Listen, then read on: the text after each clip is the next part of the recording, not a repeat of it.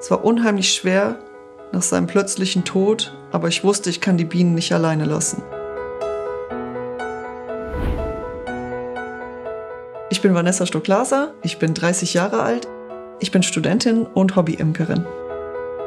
An der Imkerei hat mich am meisten fasziniert den Einklang mit der Natur, dass ich meine Umgebung genau beobachten muss, dass ich weiß, wann welche Blüte aufgeht und blüht und wann ich was machen muss. Mit dem Imkern hat mein Vater schon sehr früh angefangen und ich war immer wieder mal dabei und vor 2 Jahren bin ich dann komplett mit eingestiegen.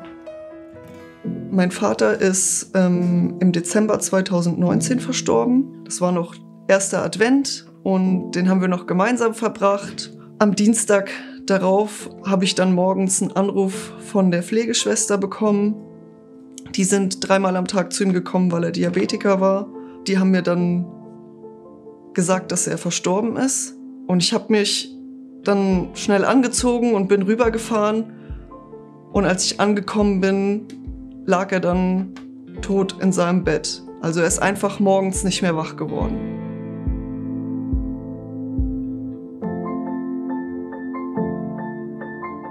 Ich habe die Bienen übernommen, weil ich die Verantwortung dafür getragen habe und das weiterhin machen wollte.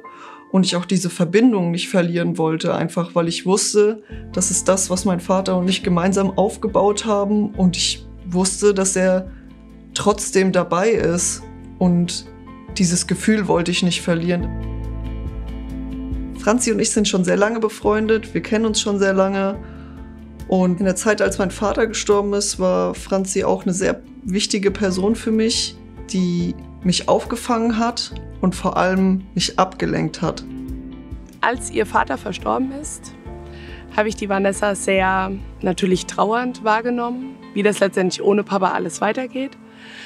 Muss aber auch sagen, dass Vanessa schon immer eine sehr warmherzige Person ist und optimistisch ist und mit ihrer Trauer sehr gut umgehen konnte.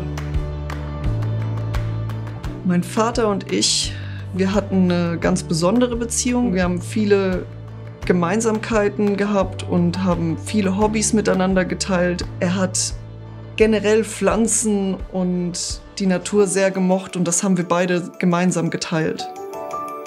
Die größte Herausforderung bei den Bienen war dann im Frühjahr das erste Mal, die Bienenbeuten aufzumachen und ich war einfach total überfordert und wusste nicht, was ich am Anfang machen sollte und vor allem dieses Gefühl, allein dort zu stehen. Ihn nicht dabei zu haben und zu wissen, er sagt mir jetzt, was ich machen soll oder wie er das machen würde. Vanessa ist das Hobby sehr wichtig, weil sie einfach bereits in ihrer Kindheit und in ihrer Jugend super Erfahrungen damit gemacht hat oder auch einfach tolle Erinnerungen sammeln konnte mit ihrem Vater gemeinsam. Das Wichtigste, was mein Vater mir dazu beigebracht hat, ist, dass man sich selbst treu bleibt und man sein eigenes Ding durchzieht und man sich nicht von anderen beirren lässt. Wenn ich von der Bienenwiese komme, ist es wie, als wäre meine Therapiesitzung zu Ende. Also dieses Summen hallt einem noch hinterher und man geht so die Bienenwiese mit so einer Leichtigkeit runter. Es gab nie einen Moment, in dem ich darüber nachgedacht habe, mit dem Imkern aufzuhören. Dafür ist die Faszination zu groß. Das Imkern hat nochmal zu meiner Persönlichkeitsentwicklung beigetragen. Ich bin viel ruhiger und gelassener geworden und nehme meine Umgebung auch viel intensiver wahr.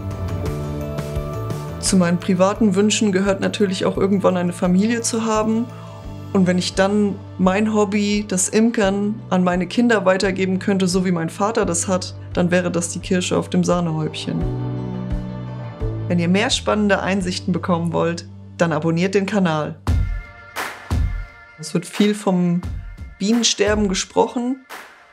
Man muss darin aber unterscheiden, dass es Honigbienen und Wildbienen gibt. Die Honigbienen werden vom Imker gezüchtet und gehören damit zur Landwirtschaft und sind ein Nutztier. Somit sind sie nicht vom Aussterben bedroht. Im Gegensatz dazu aber die Wildbienen. Denen wird Lebensraum genommen und die gilt es zu schützen. Also das hier ist ein Sandarium.